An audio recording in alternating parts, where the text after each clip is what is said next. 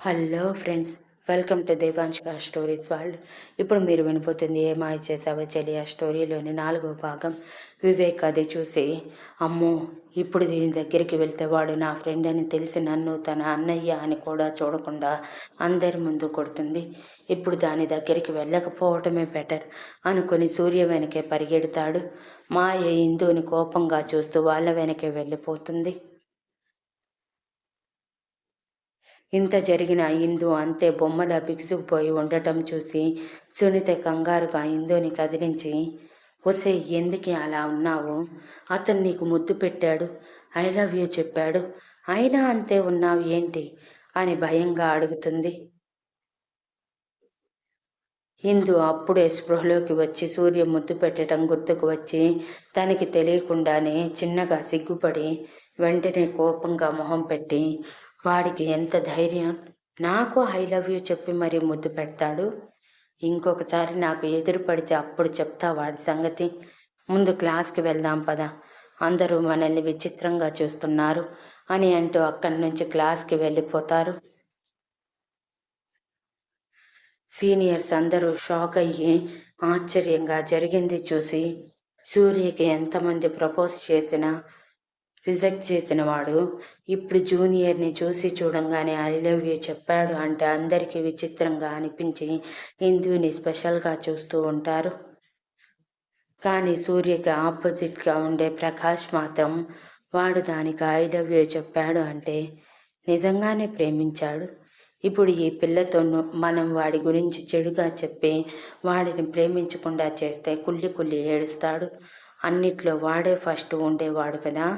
ఇప్పుడు ఈ దెబ్బతో వాడు కోలుకోవాలి అంటే చాలా టైం పడుతుంది.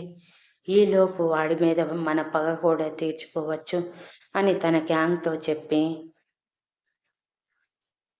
ఇందు కోసం ఫస్ట్ ఇయర్ క్లాస్కి వెళ్ళి డైరెక్ట్గా ఇందు ముందు నిలబడి, నీకు ఐ లవ్ యూ చెప్పిన వాడు మంచివాడు కాదు, వాడికి ఎంతమంది అమ్మాయిలతో రిలేషన్ ఉందో నాకు తెలుసు, చాలామంది అమ్మాయిలతో రిలేషన్లో ఉన్నాడు, నీ మంచిమ కోసమే చెప్తున్నా అతన్ని యాక్సెప్ట్ చేయొద్దు అని కన్నింగా నవ్వుకుంటూ అంటాడు.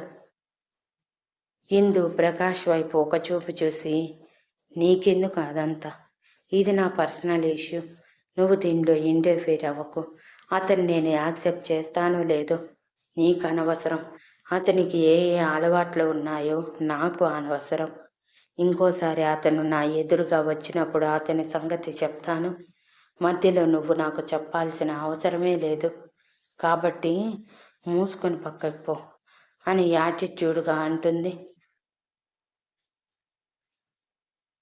అది విని ప్రకాష్ గ్యాంగ్ అంతా దీనికి చాలా పొగరుంది అని అనుకుంటారు.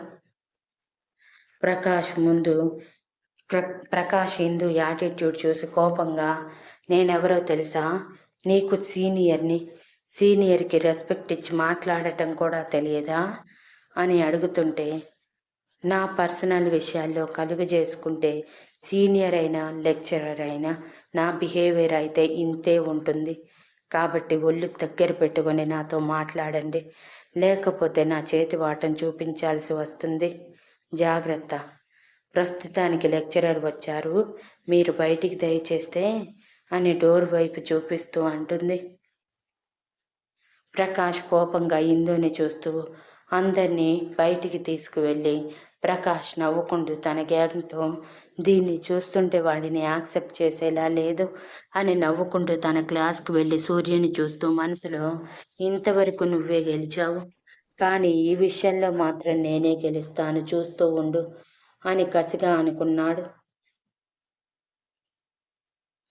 సూర్య వెనకే క్లాస్కి వెళ్ళిన వివేక్ సూర్య పక్కన కూర్చొని, ఏంట్రా అలా జూనియర్ అమ్మాయిని చూసి చూడంగానే ముద్దు పెట్టి మరి ఐ లవ్ యూ చెప్పేశావు, ఇప్పుడు ఆ అమ్మాయి రియాక్షన్ ఏంటి, ఒకవేళ నిన్ను కొడితే ఏం చెయ్యాలి,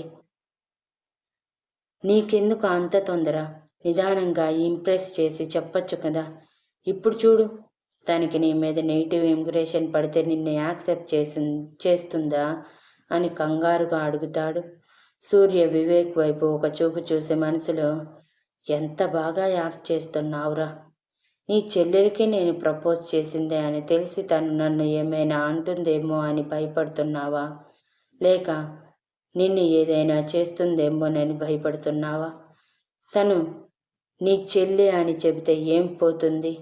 ఎన్ని రోజులు మీరు ఇలా ఉంటారో నేను అంతే ఉంటాను అని అనుకుని భయపడకు, ఏదైనా నేను చూసుకోగలను అని ఏది ఏమైనా ఈ జన్మకి అదే నా పల్లం, నేను ఫిక్స్ అయిపోయాను. కాబట్టి నీ చెల్లిని జాగ్రత్తగా చూసుకో అని వివేక్ ఎక్స్ప్రెషన్స్ గమనిస్తూ అంటాడు. నీ చెల్లి వినగానే వివేక్ కంగారుగా, నా చెల్లి ఏంటి, అది నాకు చెల్లి ఎలా అవుతుంది అని మనసులో, ఒకవేళ ఇందు నా చెల్లెలని తెలిసిపోయిందా, ఈ విషయం కానీ దానికి తెలిసిందంటే ఇంటికి వెళ్ళాక నన్ను ఇత్తడి చేస్తుంది అని సూర్య వైపు చూస్తూ ఉంటాడు.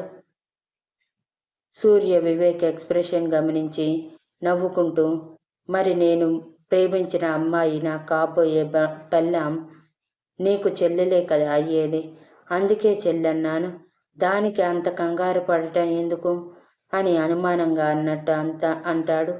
ఓ అంతేనా అని రిలాక్స్ అయ్యి ఇంతలో మాయ వైపు చూస్తే మాయ ఇద్దరి వైపు కోపంగా చూస్తూ, నేను ఇక్కడ ఒకదానిని ఉన్నానన్న సంగతి మర్చిపోయి మీరు వచ్చేస్తారా? అయినా సూర్య, ఆ అమ్మాయి నీకు అంతగా నచ్చిందా, అంతగా ఇష్టపడుతున్నావా అని మనసులో కోపాన్ని చూపించలేక బయటికి నవ్వుతూ అడుగుతుంది.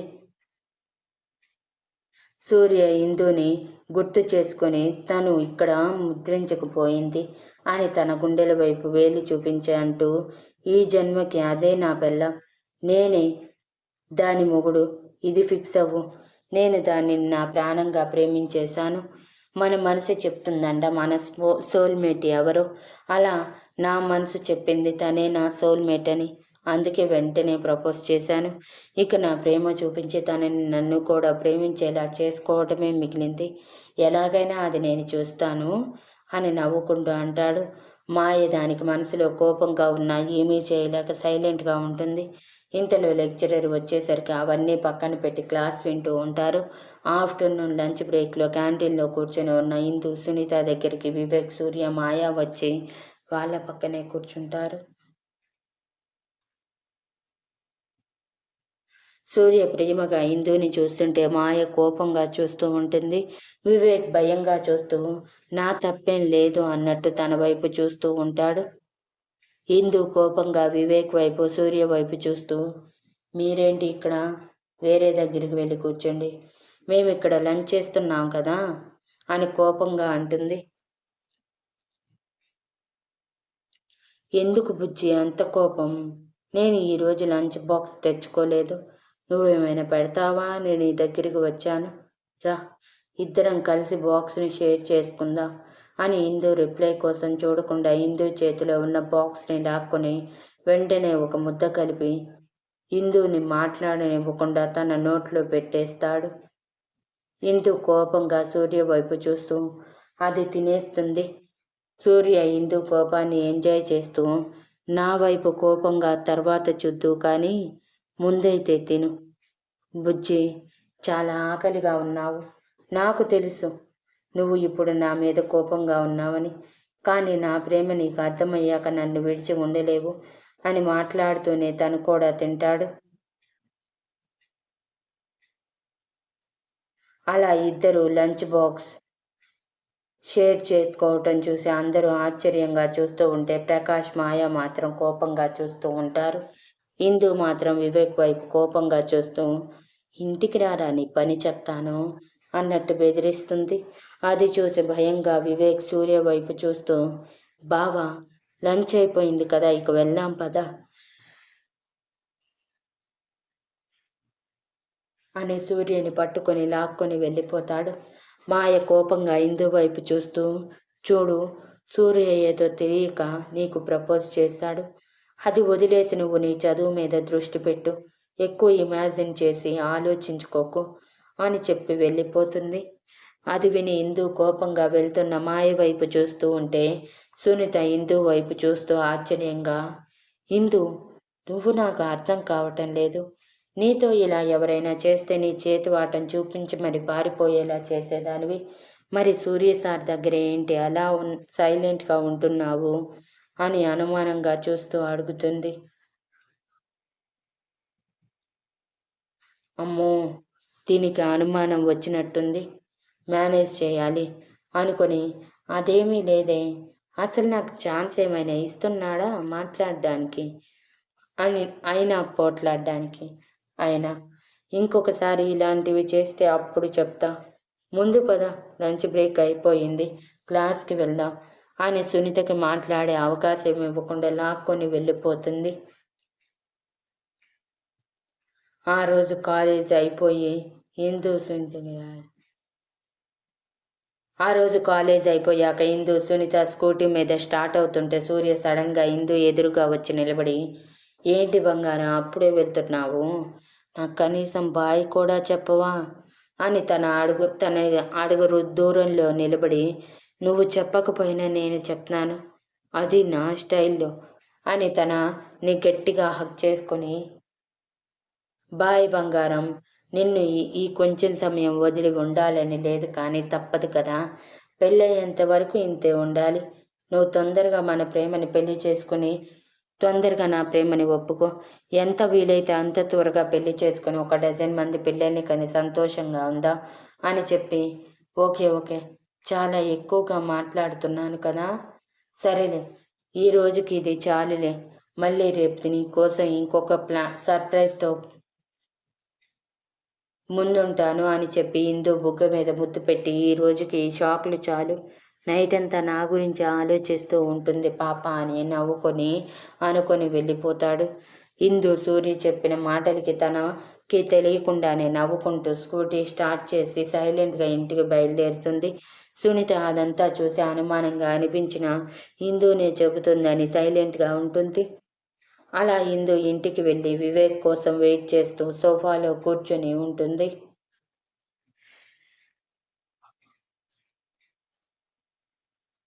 వివేక్ ఊరంతా తిరిగి ఇంటికి వెళ్తే ఇందు చేత తన్నులు తినాల్సి వస్తుందేమోనని భయపడి ఏడికి ఇంటికి చేరుకుంటాడు.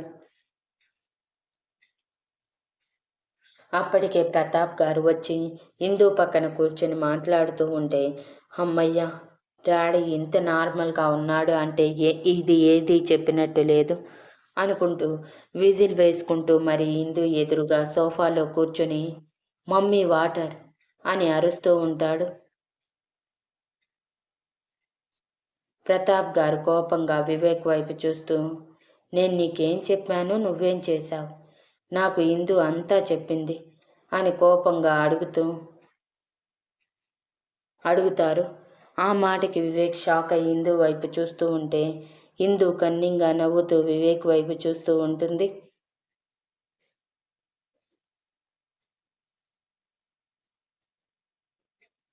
నేను అనుకోలేదు డాడీ ఇలా జరుగుతుందని, నేను తనకి సర్ది చెప్తాను అని ఇందు వైపు కోపంగా చూస్తూ అంటాడు.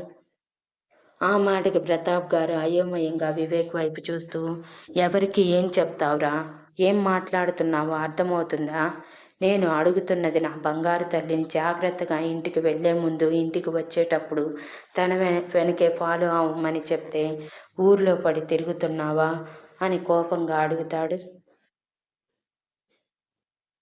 ప్రతాప్ గారు అన్నది 1 నిమిషం తర్వాత అర్థమై ఇందు వైపు చూసేసరికి తన వైపే చూస్తూ నవ్వుతూ ఉంటుంది.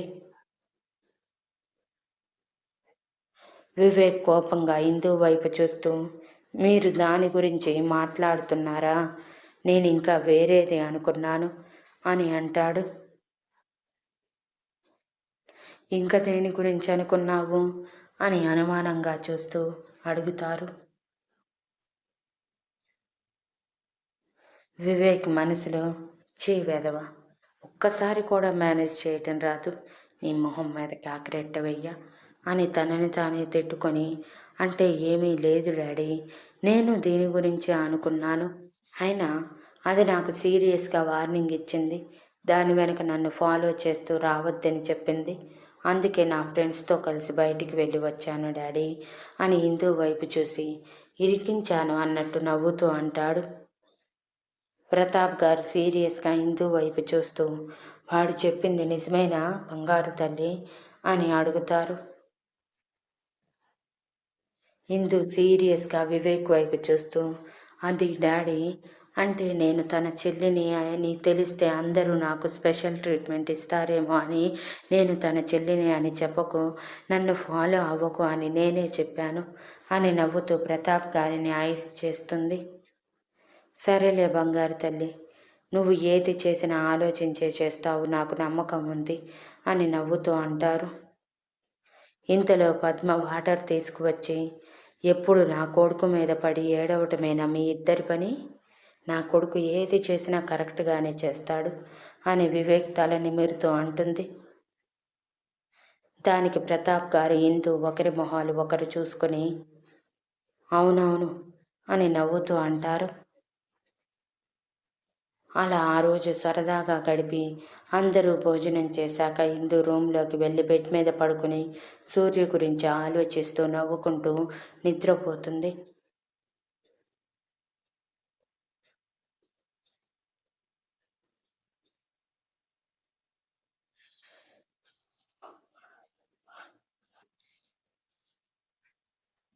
ఇంటికి హుషారుగా సంతోషంగా వచ్చిన సూర్యుని చూసి మహాదేవి గారు నవ్వుతూ, ఏం జరిగింది సూర్య, అంత ఆనందంగా ఉన్నావు అని అడుగుతుంది.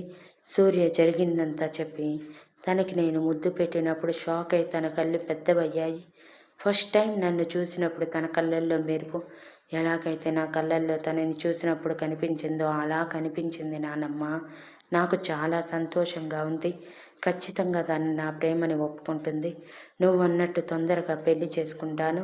తనని అంత దగ్గర నుంచి చూశాక తనకి దూరంగా ఉండలేకపోతున్నాను అని చిన్నగా బ్లష్ అవుతూ అంటాడు.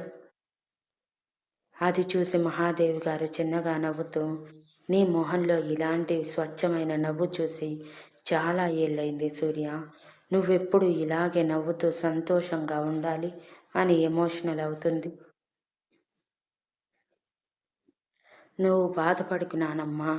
ఇందు నా జీవితంలో ఉన్నంత వరకు నేనెప్పుడూ సంతోషంగానే ఉంటాను అని నవ్వుతూ అంటాడు.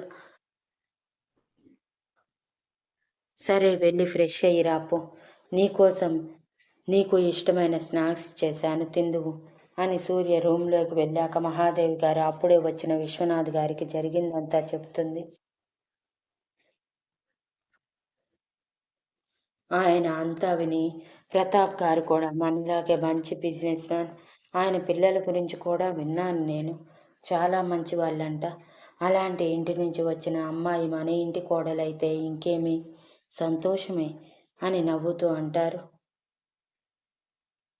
సూర్య సంతోషమే కదండి మనకి కావాల్సింది అని నవ్వుతూ చెప్పి ఆ రోజు గడిపేసి సూర్య ఇందు ఊహలతో నిద్రపోతాడు.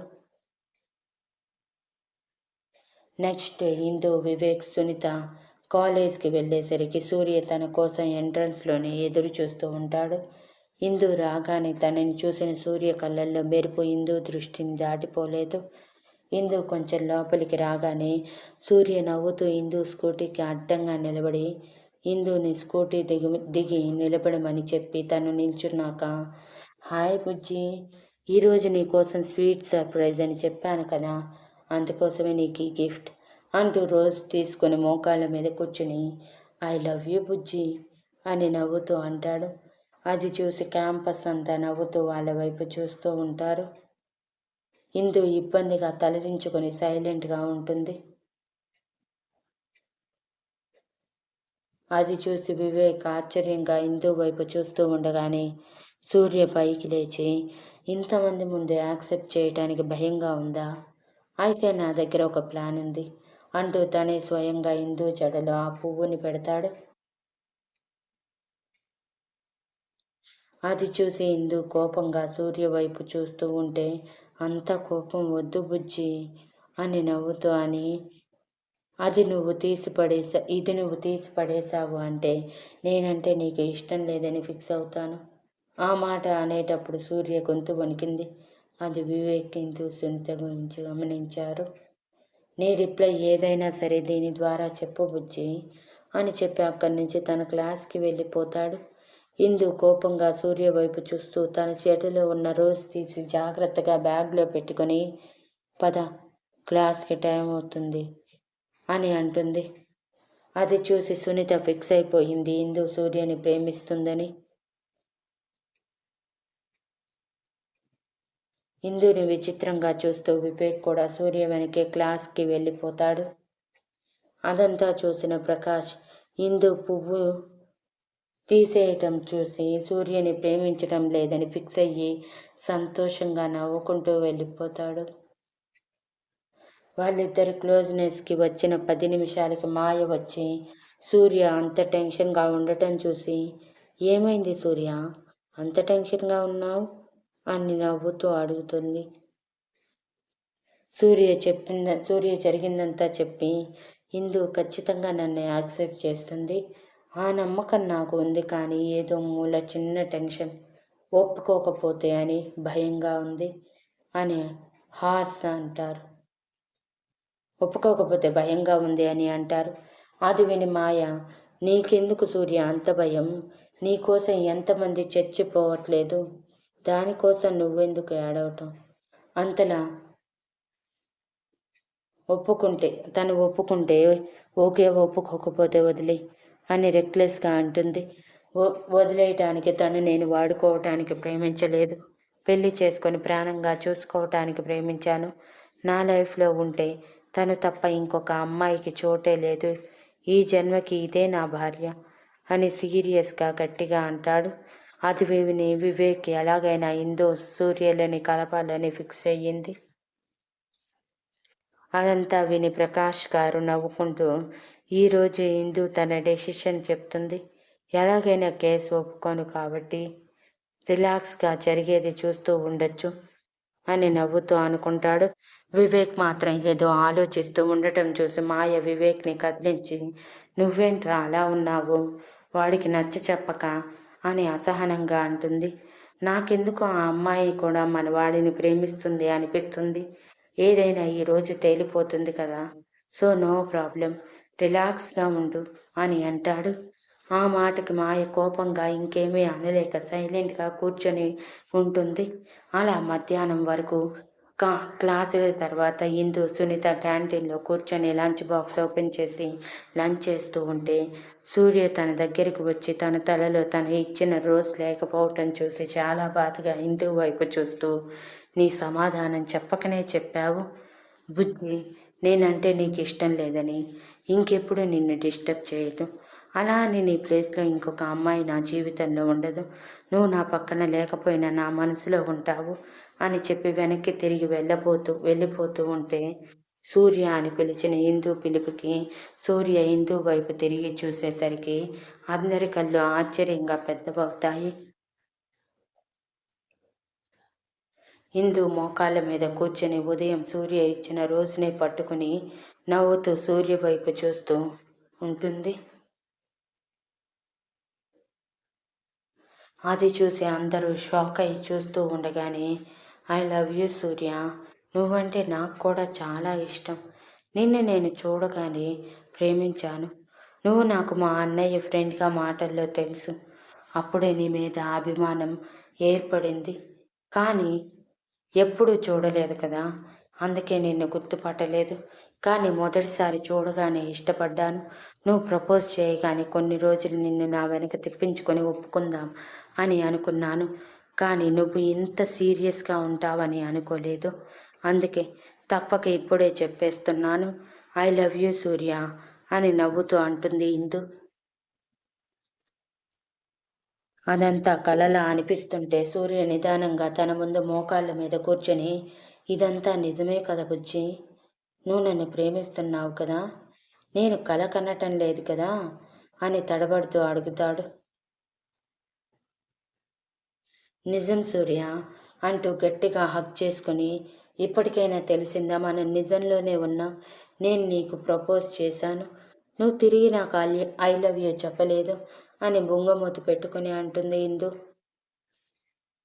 సూర్య ఆనందంగా ఇందుని ఇంకా గట్టిగా హక్ చేసుకుని, ఐ లవ్ యూ టూ బుజ్జి, నువ్వు ఇంత త్వరగా యాక్సెప్ట్ చేస్తావని అనుకోలేదు, నన్ను ప్రాణంగా చూసుకుంటాను, ఇంకొక అమ్మాయి వైపు కన్నెత్తి చూడడం ఇదే నీకు నేను ప్రామిస్ చేస్తున్నాను అని నవ్వుతూ అంటాడు. ఇందు ఆనందంగా నవ్వుతూ, నేను కూడా సూర్య, నువ్వు తప్ప నా జీవితంలో ఇంకొక మగాడికి ప్లేస్ లేదు అని అంటుంది. కొంచెంసేపటికి ఇద్దరు పైకి లేచి అందరి వైపు చూసేసరికి అందరూ ఆనందంగా చప్పట్లు కొడుతూ తమ వైపే చూస్తూ ఉంటారు.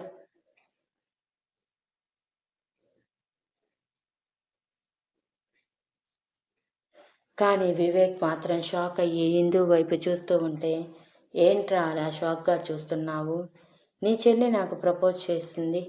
ఇంకా ఎందుకు ఈ దాగుడు మూతలు? నేను షాపింగ్ మాల్లోనే చూశాను. తను నీ చెల్లెలని నాకు అప్పుడే తెలుసు. నేను ఇందుని ప్రేమించింది కూడా షాపింగ్ మాల్లోనే అంటూ జరిగిందంతా చెప్తాడు. అదంతా విని వివేక్ కోపంగా ఇందు వైపు చూస్తూ, నువ్వు ముందు వాడిని ప్రేమించి మమ్మల్ని టెన్షన్ పెట్టావా అంటూ తనని పట్టుకోవటానికి వస్తుంటే ఇందు నవ్వుతూ బాగా తన అన్నయ్యకి దొరకకుండా పరిగెడుతూ, సారీరా, నీకు చెప్దామనుకున్నాను కానీ సూర్య ఇంత త్వరగా నాతో చెప్పిస్తాడని అనుకోలేదు. నీకు కూడా చెప్పే టైం లేదు. వదిలేరా బాబు అని నవ్వుతూ పరిగెడుతూ ఉంటుంది. వాళ్ళని అలా చూసి మాయ మాత్రం కోపంగా ఉంటే మిగిలిన వాళ్ళందరూ నవ్వుతూ చూస్తూ ఉంటారు. ప్రకాష్ గారు కోపంగా ఇందు సూర్యకి ప్రపోజ్ చేసినప్పుడే బయటికి వెళ్ళిపోతాడు. Thank you for listening and please like, share, comment and subscribe.